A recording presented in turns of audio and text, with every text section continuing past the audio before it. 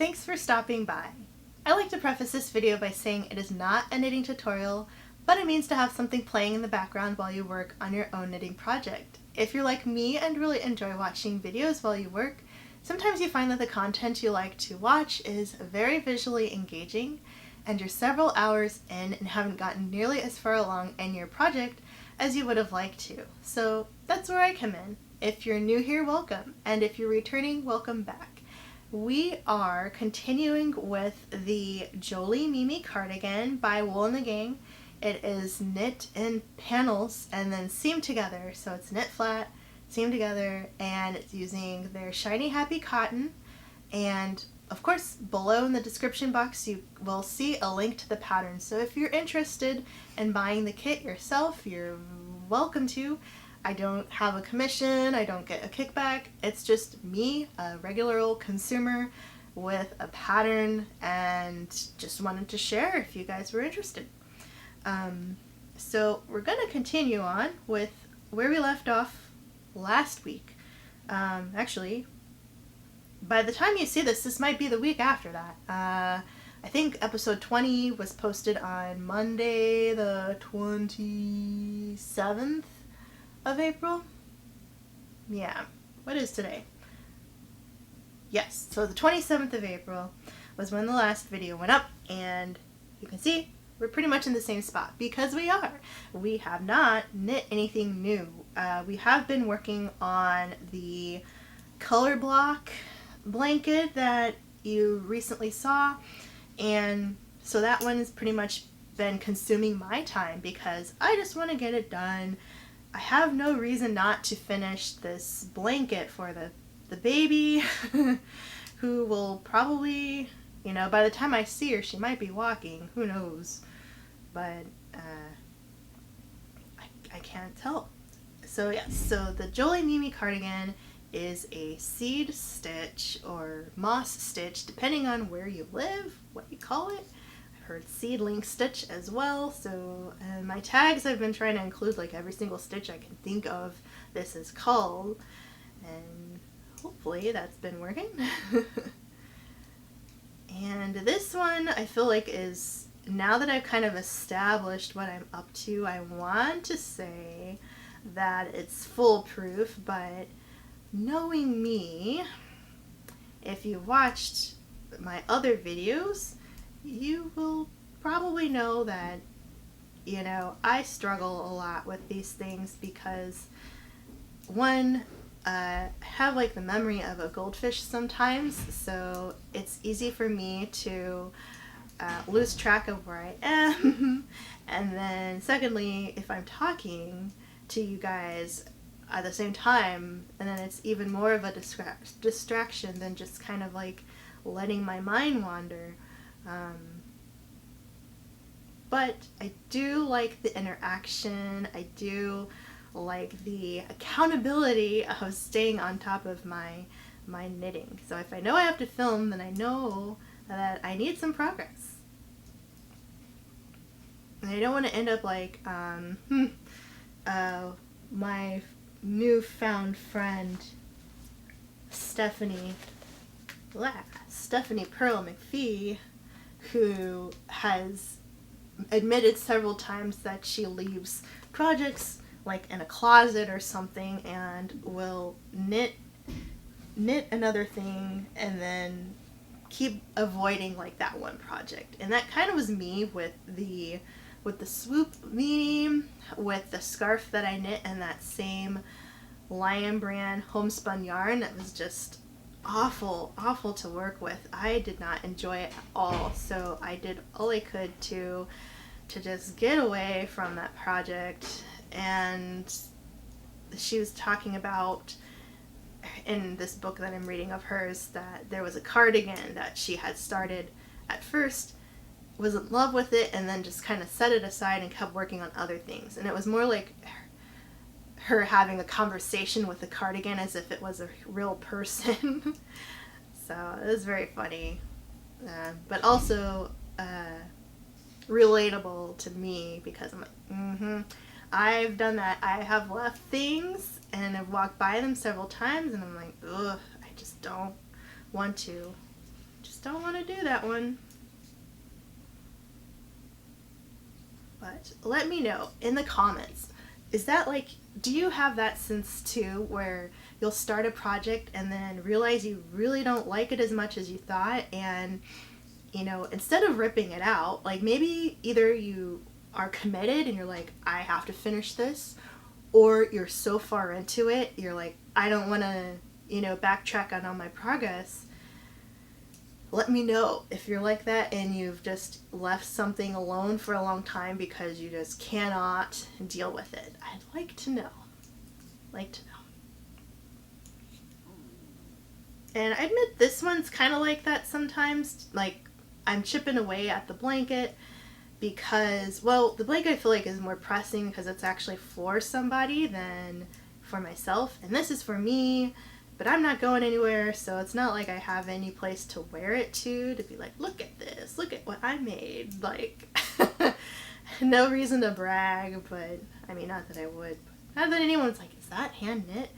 My knitting friends would probably ask me if it's hand knit, but a regular Joe Schmo on the street would not know, wouldn't care.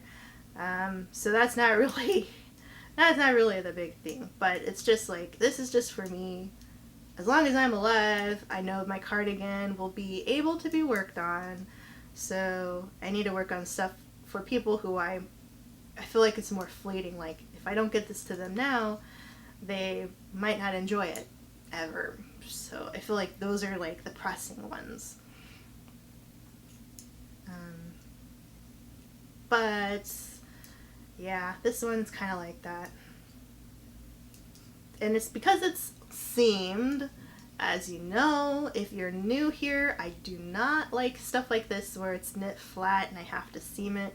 But I bought this kit when I was very early in my knitting game and didn't know that I wouldn't enjoy doing this. But the other project that I bought from Wool and the Gang, which was the Dog's Life coat, does require seaming, and that's when I was like, I don't like this. I don't like this at all. So since then I've been avoiding anything that requires seaming, but I bought this kit around the same time, and I'm like, oh, gotta do it too. Gotta seam this one too.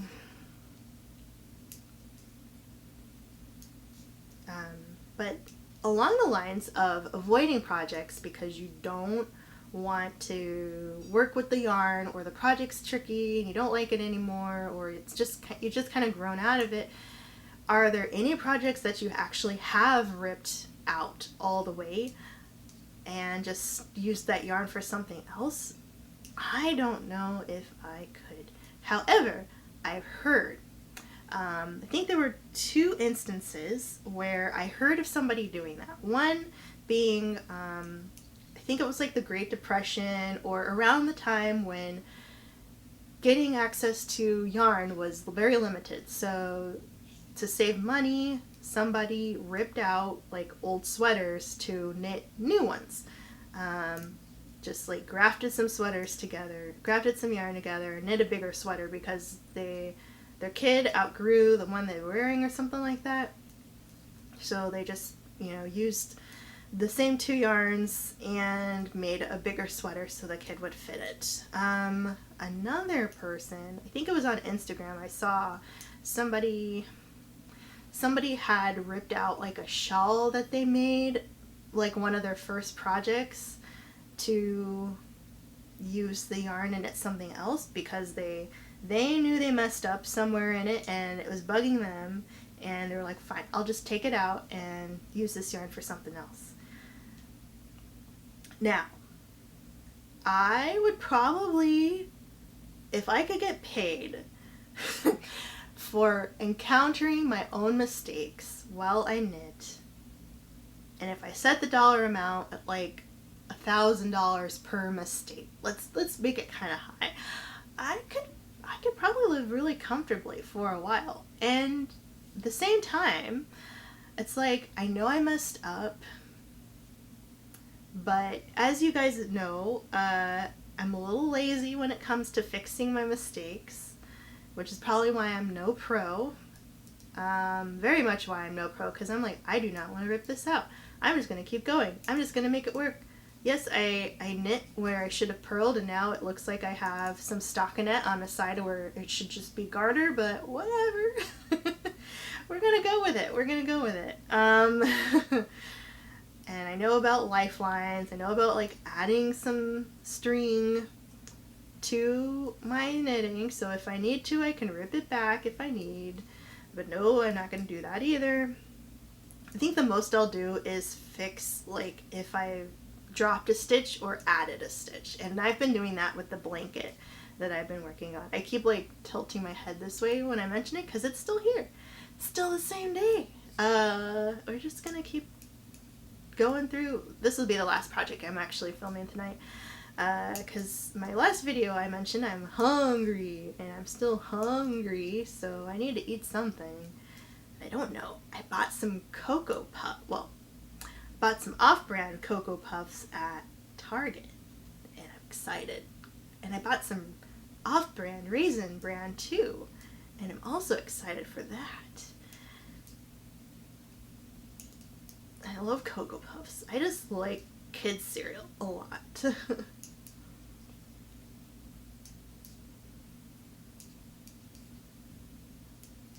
I was gonna get some Sun Chips. Those are my favorite chips, but they were out. Sun Chips were out of stock at Target, and I'm so sad.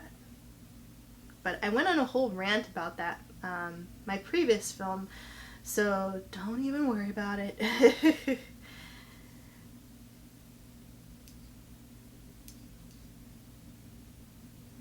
But yes, I really like this color. It's definitely in my aqua blue summertime like thirst quenching color scheme that I love so much. Just like tealy blue, aqua blues. I'm just looking around this room at all the stuff that's like this color. It's cracking me up. Like I have like a rack in my corner that has some stuff on it, and it's teal, and on that rack is like a blue, baby blue kind of color toolkit, and then next to that is this like medicine ball that's teal, and then my yoga mat is teal, and there's like a Plex roller thing that is like teal, and in my closet I have a coat that's teal, and 2 flannels that have teal stripes on them, and a sweater that's all teal, and there's a bin over here that's teal, and then there's a lid, like a little flappy clamp on a plastic bin I have, and that's teal, and I have some other storage bins that have plastic tabs to keep them closed, and those are teal, and I have a file cabinet box that's teal. It's everywhere. My phone, like teal. Well, that's what you call it, turquoise kind of, but still in the same family. And I'm like, I love. Ooh, and these needles, though I didn't get to pick what color these were. They're all assorted based on size, but these are teal. My blocking mats, teal. It's everywhere. I could just take a bath in that color. Oh, it's so good. Love it. And it wasn't like, I mean, I've always loved blue. Blue's always been my favorite color. Everything blue, fine. But it wasn't until I was maybe in my college years that I started to actually define like what shades of blue I really liked. It was just like blue. Anything blue, didn't matter. If it's blue, I want it. I like it. I love it. But older I got, the more it's like, these shades of blue are the ones I really like. Like, I love blue anyway, but tealy blues, turquoisey blues are the ones I really like.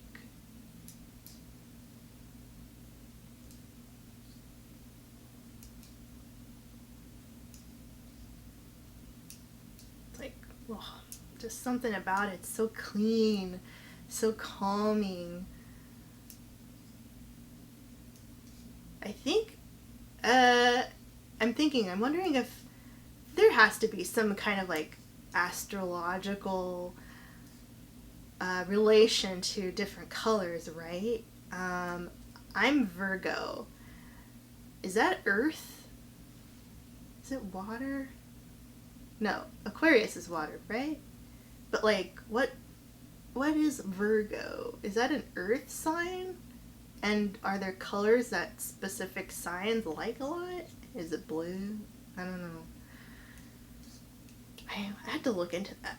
I mean, I'm not really one for astrology. Like, I have friends that are really into it, and they'll, like, read me my horoscope. They'll do a reading for me and stuff, and, like, I appreciate the thought and all of the theory and whatever, I would say, the research that goes into defining the signs and different things, and, you know, what moon were you born in, and the sun, and that planet, and all of that stuff is just, like, it's probably like the equivalent of me being a cat person and like knowing a lot about cats and wanting to learn about cats to them learning about astrology. And so it's like a passion, something I support, and I appreciate that they want to share that with me, but I don't understand it all the time.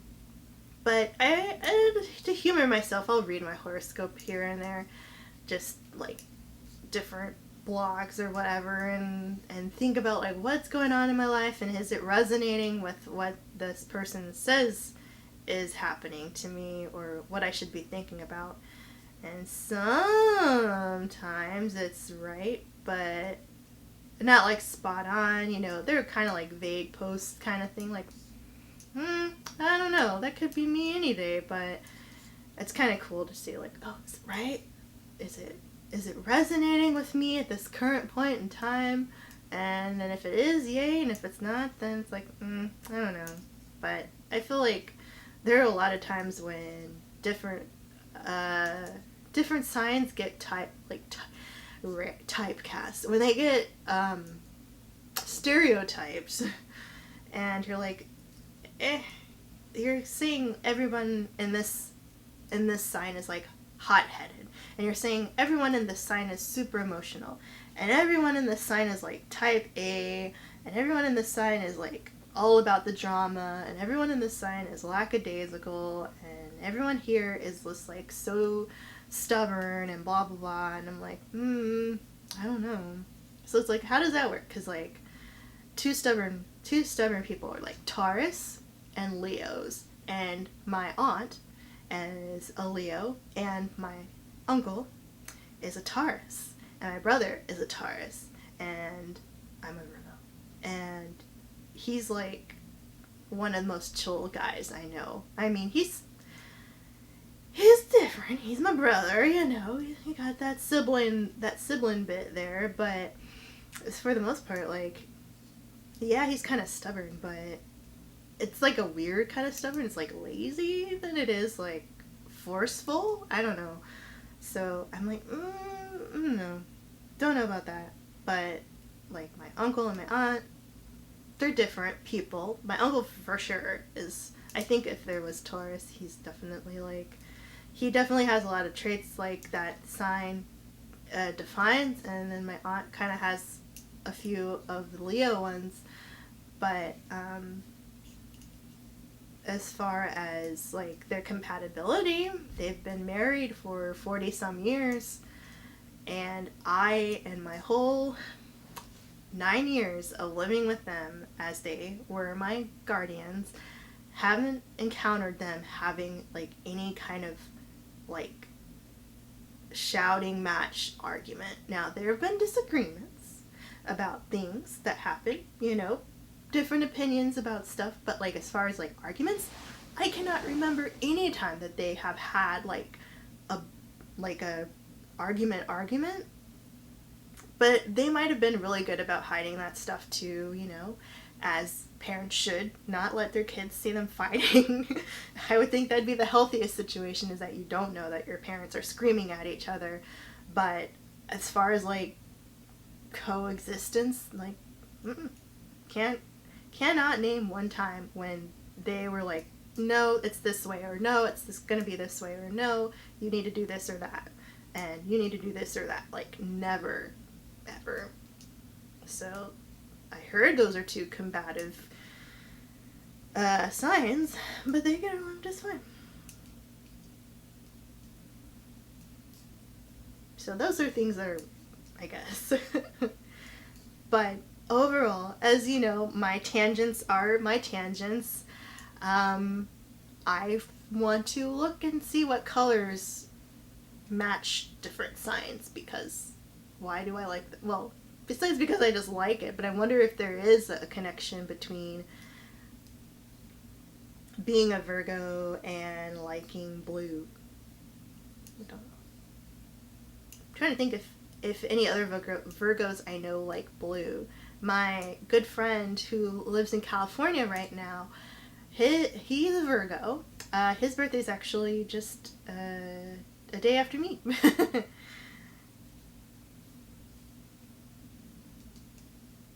It's so funny because, like, he'll tell me happy birthday, and then the next day I'm like, now it's your turn.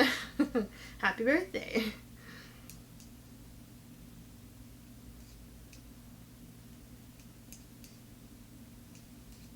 So that's fun. I actually have to check in on him. His grandma, his maternal grandma, lives in the state as me, I think. I don't know if she moved to another Midwestern state, but I almost want to say she's still in the state. And I wanted to check on him because I heard that there have been a lot of outbreaks of the virus in home care facilities, like the nursing homes, things like that. And I'm like, well, that makes sense because, you know, they're susceptible, and you have people who have to go to work and do other things that keep coming into work and keep, you know, bringing this risk of exposure into this confined area. And I know she was in an assisted living location, like she was living by herself, but she was in a complex where people would come and check on her and things like that. So she was like semi-independent. And I wonder, you know, if he knows about that, and has he been in touch? I don't think he's been in touch with her, honestly, since he moved to California, but I hope that he is at least in connection with some relatives that can check on her and make sure she's okay. But, you know, all of our conversations have not involved that, and now that, you know, it's becoming more of a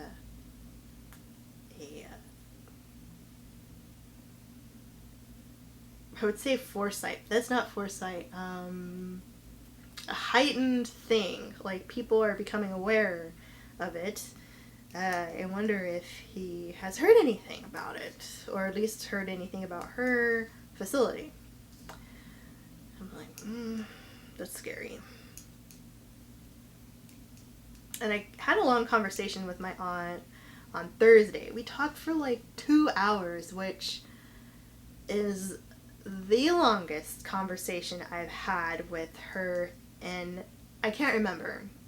That's long. Usually an hour is pretty long for us, but I think because we hadn't really been talking so long that we just had a lot, or I had a lot to listen to anyway. And then my cousin's daughter is staying with them the whole time, so she wanted to talk to me too, and so I was just asking, she's 11, so I was just asking her questions about, you know, being home from school, and if she is still, like, keeping in touch with her friends and practicing her cello and all that stuff, and just, like, kind of keeping some sense of normalcy while she is being homeschooled, essentially. So it's gonna be crazy. I heard that, at least like my aunt was telling me, that they are going to pass all of the students that have been not working from home, but like being homeschooled essentially, or learning from home during this. And my aunt said that there weren't, so they pretty much got like assigned laptops. So every household was assigned a laptop, and they had to go pick them up during certain times of the day. And my aunt and uncle, because they were retired and able to, made the arrangements to go pick up the laptops for their grandkids, my cousin's children. And because my cousin still has to go to work and stuff every day. Thankfully, she still has a job and all that, but she has to go in physically every day. And the people who were like distributing them were saying, you know, people aren't picking them up. They're not coming in to get their laptops. And I'm like, okay, I understand if you're busy, but I would think you'd want to still make arrangements with the school somehow to get your kid their computer so they can still learn. But they said no, not everyone got them. So that's really concerning, because there are people, and then there are some who pick them up, but they haven't logged in. Like, they can see when the students sign in to, you know, different modules and stuff, and they said there's still children who haven't signed in, and I think they've been in shelter in place, or at least the schools have been out since like the 13th of March or something like that. So that's concerning as well. And the fact that they're gonna pass them anyway, I was like, what? I think those kids are gonna really need some help. If they're not gonna have summer school, they're gonna need something when they get back in the fall, because if their parents, and not even to say that's the parents' fault, because if the parent is working, the parent has to work all day anyway, they have to leave. Like, they can't work from home and then like set time down to work with the kid. By the time they come home, they have like regular stuff to do. I would think they would treat it like homework, but if they're not even like doing all that, I guess they wouldn't really be checking in to make sure their kid is gonna learn everything, especially if they're like a little kid. And you know, if you're not at home, I don't know who's watching your kid and who's gonna be helping them. But if you can't say like, hey Timmy, like, I'm gonna go to work now, you need to do your schoolwork, and when I come home I'm going to look at it with you, make sure you did it all. If they're not doing that, then it's like, okay, that's worrisome. That's really worrisome, because then the kid's not going to have like all of that engagement and that knowledge that they need when they're in the next grade level. But I don't know. I couldn't imagine being a student right now in elementary school, in junior high, trying to navigate without a teacher, or if being at school was like your safe haven and now you're stuck at home with people who might not be treating you that well or might not have that interest in your education. Then where is your motivation when you're not, you know, getting it from the people who you essentially are hoping, relying on to help you with that, and they're not performing. Well, just a mess.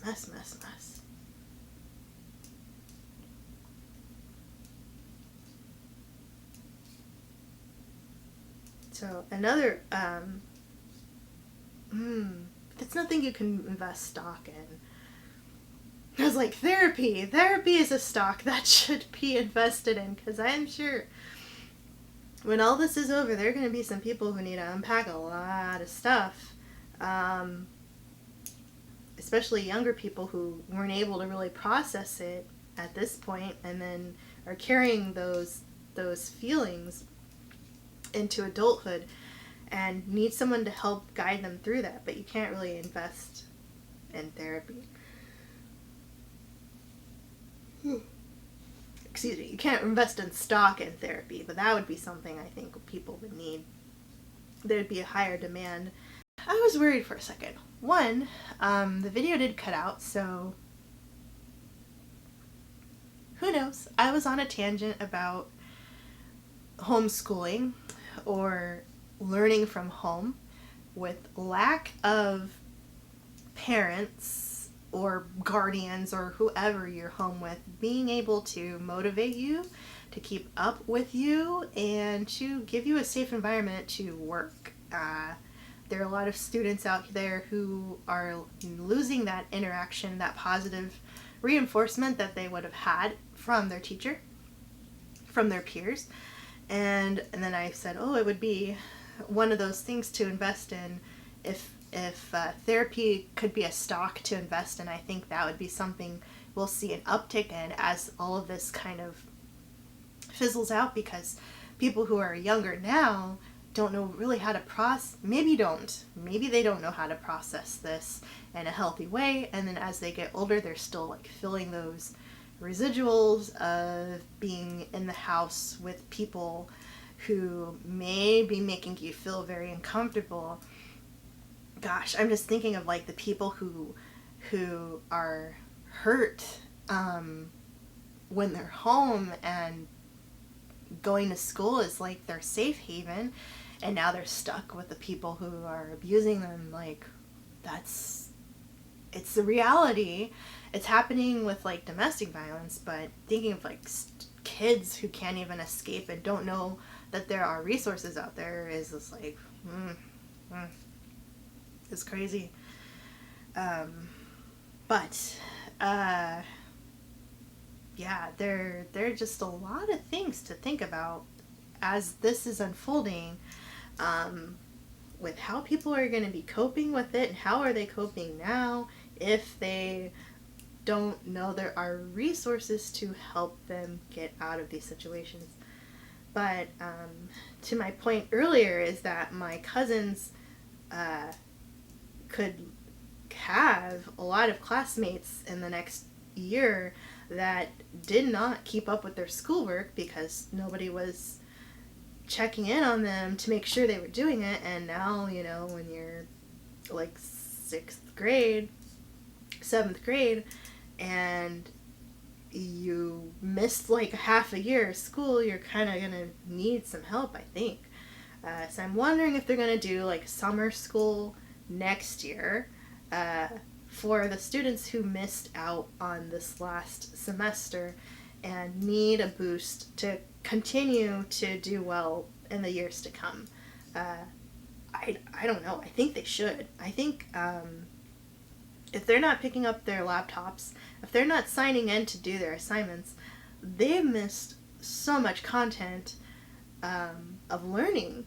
And to think, I mean, because they are passing them on to the next year. This is in the district where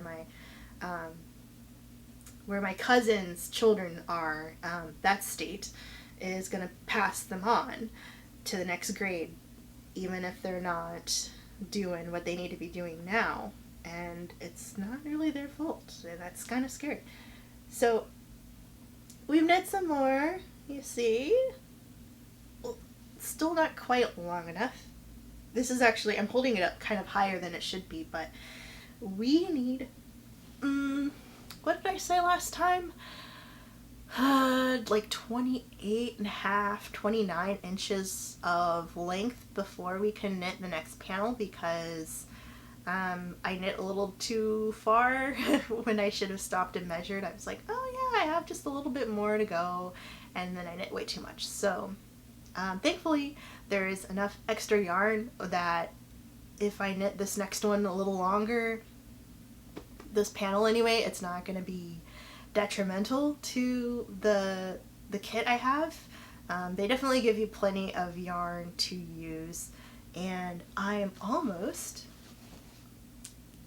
ready to start a new ball. This is all that's pretty much all that's left of the ball that I have now. And earlier on I realized that it does take about 2 balls of yarn per front panel, so 4 balls for the front and 4 for the back, because it's going to be one big panel. So I can imagine it's going to be 2 for the top half and 2 for the bottom, and then probably 1 ball of yarn per sleeve,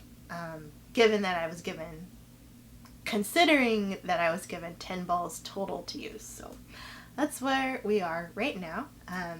So thank you, I think, if you're still here. If you didn't run away from my previous rants and you're still here, thank you for watching through to the end. It's crazy, I know. I have a lot of stuff going on in my head, so I'm just like, bloop. It's all just coming out of me. But yeah, that's where we are right now. And, oh, before I forget, I found the perfect puzzle for my brother's fiance. It's clear. It's a clear jigsaw puzzle. I know she likes puzzles, so it's going to be hard. And it's not going to be ready to ship until July. But considering the situation, I think that'll give me time to just build on their box of stuff to give them for their birthdays that are going to be next month. Or this month, depending on when you see this. If it's already May, it's their birthday month. If it's still April, then it's not their birthday month. But yeah, that's coming up. I'm excited. I want to hear the screams of horror when she sees this puzzle, because I'm like, you like puzzles and you like a challenge, so here you go. Here's a clear one for you. You have to really work your brain to get it together. So I wanted to share that before I left. It just randomly popped in my head again because I'm looking over at that rack that has a bunch of their stuff collecting that I'm going to put in a bigger box when it's all here. So that'll give me some time to think of some more stuff to add to it. But here we are. So yes, thank you so much for sticking around, for watching to the end. I hope you're having a really good day wherever you are, or night, wherever you are, and I'll catch you in the next one. Bye.